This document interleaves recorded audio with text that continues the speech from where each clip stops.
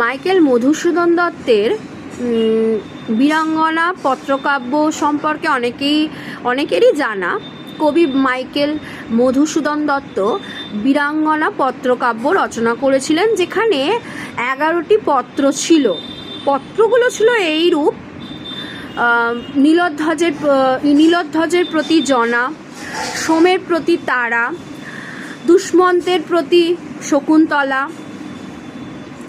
দুর্যোধনের প্রতি ভানুমতি। এই যে পত্রগুলো ছিল মোট 11টি পত্র, যার কিন্তু উত্তরে একটি কাব্য রচনা করা হয়েছিল। সেই কাব্য রচনা করেছিলেন কবি